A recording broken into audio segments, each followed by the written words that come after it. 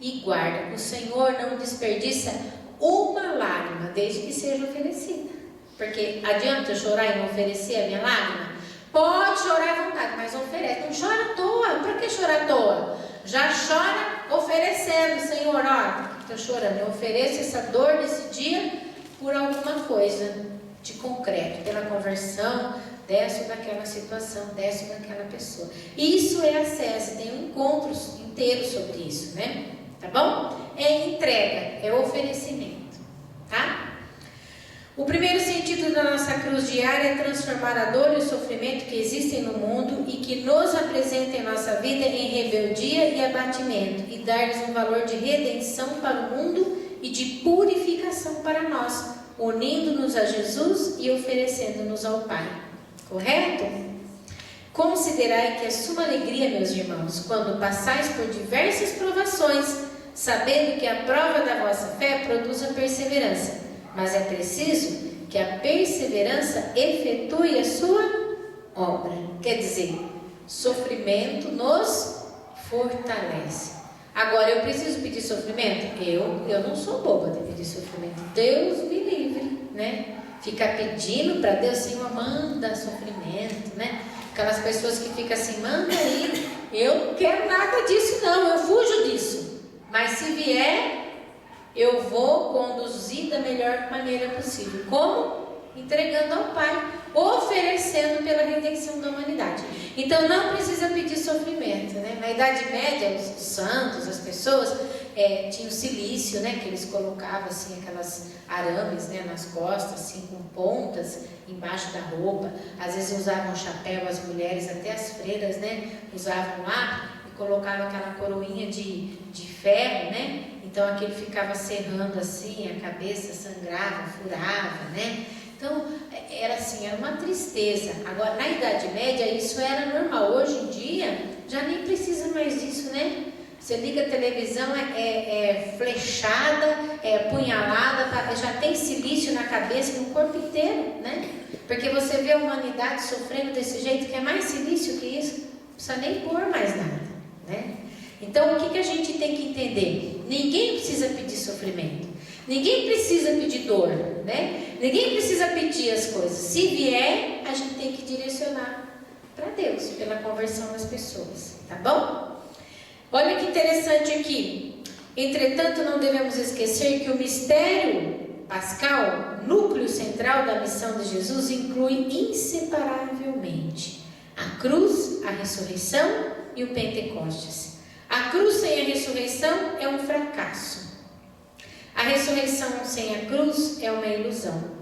O Pentecoste é impossível sem o Cordeiro imolado, glorificado à direita do Pai. Uma coisa depende da outra. Então, a nossa vida, a gente pode comparar assim a um terço, né? Os mistérios do terço. Tem gozosos, luminosos, dolorosos e gloriosos, não é? Então, tem gente que só quer o quê? O gozo, a luz e a glória. Mas tem também a dor, né? Então, por que tem esses mistérios do terço? Porque ele relata toda a vida de Jesus, né? Nascimento de Jesus, vida pública de Jesus, sofrimento de Jesus e a ressurreição, não é isso? Se Jesus passou por tudo isso, nós não podemos amputar aquele mistério doloroso da nossa vida. Não precisamos pedir também, né? Mas não precisamos amputar. Nós temos que viver, simplesmente viver. E o que vier para nós, saber direcionar o Pai. Só isso, né? Tem Domingo de Ramos, depois tem Sexta-feira da Paixão e depois tem Páscoa. Não tem Domingo de Ramos e Páscoa sem passar pela quinta e a sexta, né? Então, quer dizer, para poder chegar na Páscoa tem que passar pela Sexta Santa, tá? Uma coisa interessante que eu gostaria de colocar é a respeito da cruz. O evangélico, ele não gosta que coloca Cristo na cruz, né?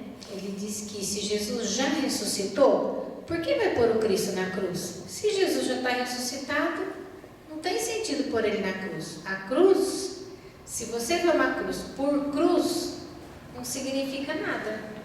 A cruz pela cruz, a cruz já existia antes de Jesus existir, já existia a cruz, né? Crucificava bandidos e ladrões à torta e direito no tempo de Jesus. Muitos, aos milhares, eram crucificados.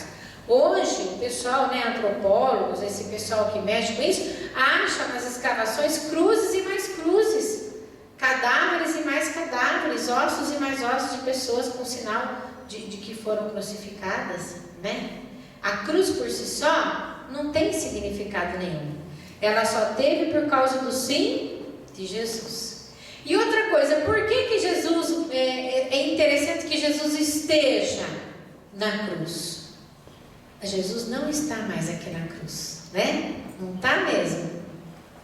Mas quem é que tem que estar hoje aqui?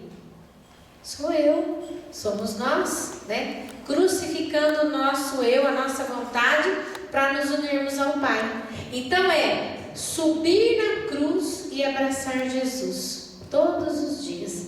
Abraçar a Jesus na cruz, né? Significa o quê? Renunciar a nossa carne, a nossa vontade, para fazer a vontade de Deus. O que nós falamos na semana passada? Os meus olhos ardem de sono, mas o meu coração arde de amor. Por isso que eu oro, porque eu estou com sono. Meu corpo quer dormir, mas a minha alma quer o Senhor. A minha alma tem sede do Deus vivo. Então eu faço esse exercício metódico na minha vida, né?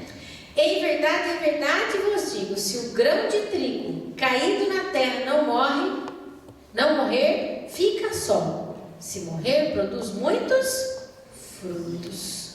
Faço sempre o que é do seu agrado, Senhor. Palavra de Deus, né? João 8:29.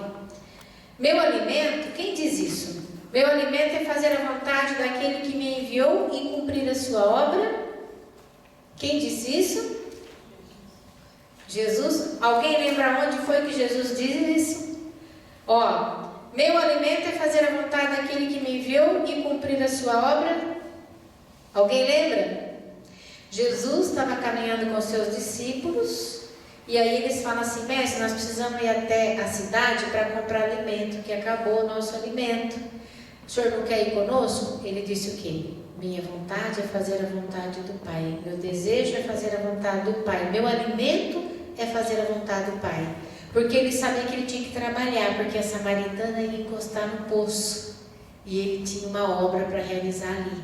E quantos de nós nos alimentamos quando evangelizamos, quando pregamos a palavra de Deus, quando oramos para alguém, né? Às vezes você está sem comer, você está sem tomar banho, você está sem dormir e você está ali dando uma força para aquela pessoa. Então o seu corpo pode estar dolorido, o seu estômago pode estar doendo, mas você sente que a sua alma cresce, não é assim?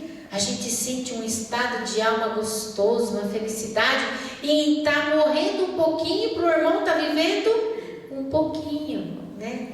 Então Jesus, ele dizia isso: meu alimento é fazer a vontade daquele que me enviou. Ele se alimentava quando ele acolhia as pessoas e cuidava das pessoas, né? Eis que venho, ó Deus, para fazer a vossa vontade, está em Hebreus 10:7. Mesmo quando a tua vontade não é a minha, importa que ele cresça e que eu diminua. Então às vezes a gente fala assim: eu estou sendo perseguido, foi só eu entrar na igreja, eu já estou sendo perseguido, olha quanta perseguição. Saber se a perseguição é por causa de Cristo ou é por causa de mim. Tem perseguição que é por causa das coisas que eu faço de errado. Eu faço uma coisa de errado e eu vou ter uma perseguição. Nem sempre a perseguição que fazem contra nós é por causa de Cristo. Muitas vezes é por causa da nossa ignorância, alguma coisa que a gente fez de errado, né? A gente comprou uma briga e agora ela veio, né? Nem sempre é por causa de Cristo. Para que eu possa produzir frutos para Deus, é necessário que eu morra para mim mesmo, para os meus interesses egoístas. Tem um escritor que chama Raniero Cantalamessa. Ele é padre caputino, né? E ele é pregador oficial do Papa. Era do João Paulo II e é do Bento XVI, né? Ele que faz as homilias, ele é teólogo e ele é assim, uma pessoa muito pentecostal, muito carismática. E eu li uma vez um livro dele que ele disse assim: o novo nome da morte é viver para nossas vontades. O novo nome da morte é viver para nossas vontades. Quem vive para si pode já escrever, né? Aqui jaz fulano de tal. Porque quando nós vivemos para nós, satisfazendo a nossa vontade, nós já morremos, nós já estamos mortos, né? Porque o que dá vida é dar um passo em direção ao próximo. O que edifica é fazer algo para alguém, principalmente quando não tem retorno, quando não tem troco, quando a gente não recebe nada em troca, quando a gente não ganha por fazer aquilo, né? É melhor ainda. Então, quanto mais eu caminho em direção ao outro, mais eu vivo. Quanto mais eu caminho em direção a mim mesmo, dos meus interesses, mais eu morro, né? Então é isso que o Raniero diz: aquele que quer tentar salvar a sua vida, perderá. Aquele que a perder por minha causa, reencontrá-la. Mateus 10, 39. Vou contar uma historinha para vocês de 2 lenhadores. Eu acho que muita gente aqui já conhece. Tinha 2 lenhadores, o João e o Antônio. Aí o que acontecia? Eles tinham que cortar uma quantidade de árvores no dia. Eles estavam fazendo uma disputa do corte das árvores. Então o João cortou 100 árvores naquele dia e o Antônio cortou 100 árvores. No outro dia, o João cortou 50. O outro continuou cortando 100. No terceiro dia, o João cortou 40. O Antônio continuou cortando 100. Só que todos os dias, o Antônio, num determinado momento, ele saía, ele entrava na sua cabana e ficava 1 hora na cabana. E o outro lá trabalhando. Então, aí passou uma semana. No último dia, o João estava cortando 10 árvores e o Antônio continuava cortando 100.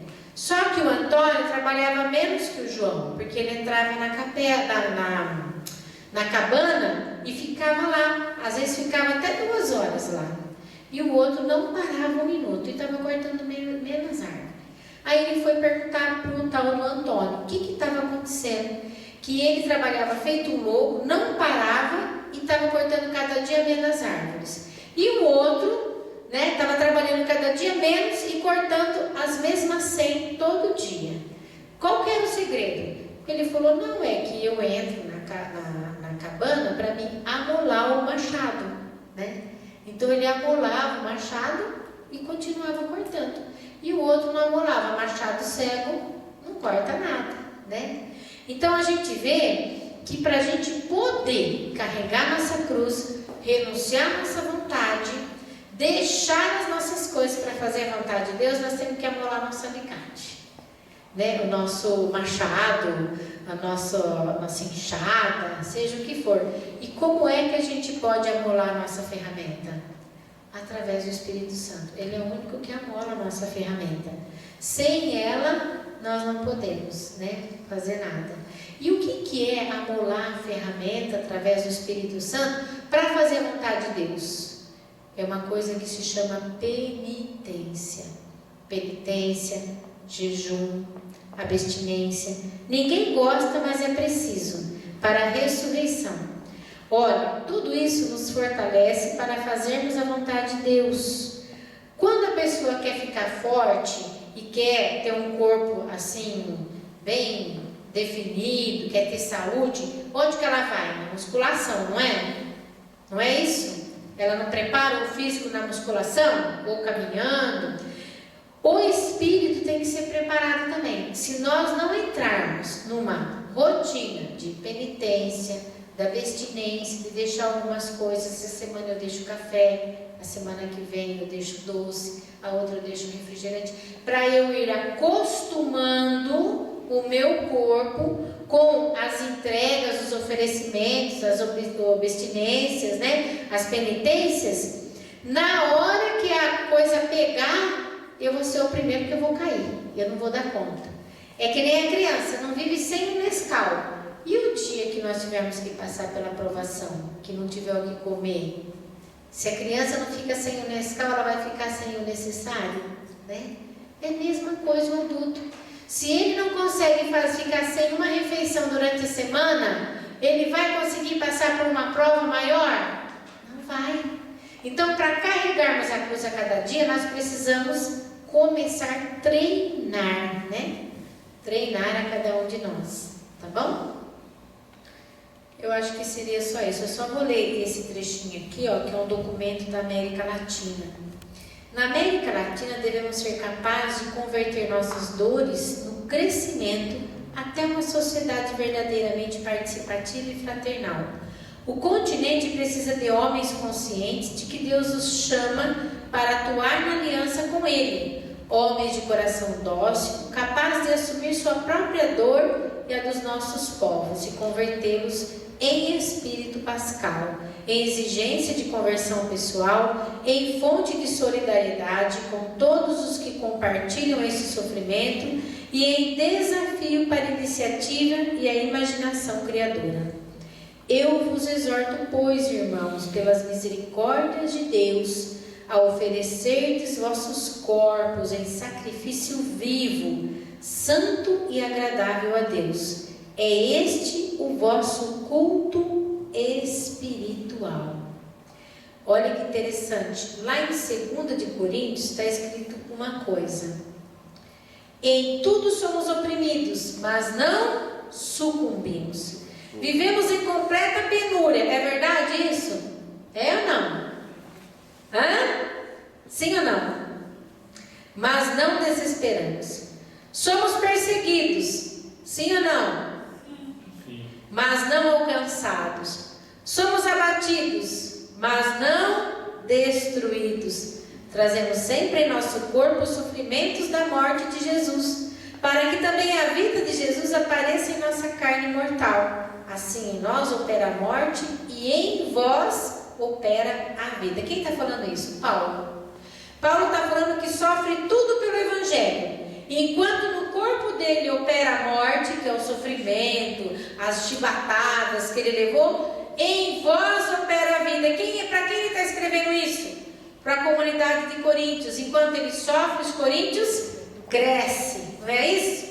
Enquanto nós oferecemos nossos corpos, né, em oferta agradável a Deus, renunciando um cafezinho, uma balinha, um almocinho, uma jantinha, uma resposta bem dada para aquela pessoa que merece, né? Quando a gente renuncia tudo isso e oferta para Deus, todas as agulhadas, as cutucadas, as canivetadas que nós levamos, estão gerando vida. Pessoas estão ganhando com isso.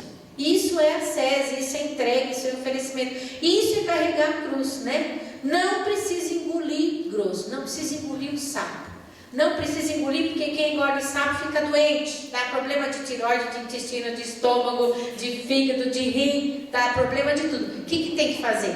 Nem vomitar na cara da pessoa, que é pior ainda. Aí vai, o que tem que fazer? Oferecer como oferta. Aqui, ó. Eu vos exorto, pois, irmãos, pelas misericórdias de Deus, a oferecerdes vossos corpos em sacrifício vivo, santo e agradável a Deus. É este o vosso culto espiritual. A minha depressão não sarou ainda. Eu continuo doente. Oferece a cada dia que eu continuo doente. Oferece a cada dia que eu ainda não consegui pagar a conta. Tá a conta lá para pagar, não consegui. Oferece aquele dia sem pagar. Oferece aquela cobrança. Oferece tudo aquilo. Para quê? Como um sacrifício agradável. É humilhação, é dor, é sofrimento, é briga, é desentendimento. Oferece. Não revida e não engole. Oferta. Isso é carregar a cruz a cada dia, né? Isso é carregar a cruz a cada dia. Amém? Amém. Vamos partilhar então? Então vamos lá. 2 de Coríntios, capítulo 4, versículo de 7 a 12. E aqui embaixo, eu vos exorto, irmãos, está em Romanos 12, 1. Essa aqui é muito bonita, essa passagem, gente. Olha que lindo, ó. Somos oprimidos, mas não sucumbimos. Vivemos em penúria, mas não desesperamos.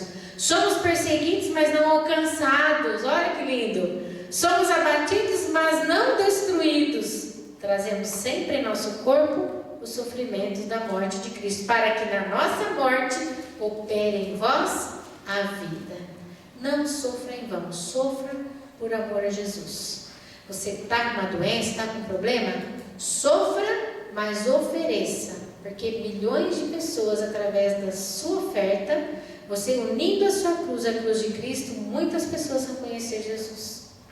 Amém? Amém.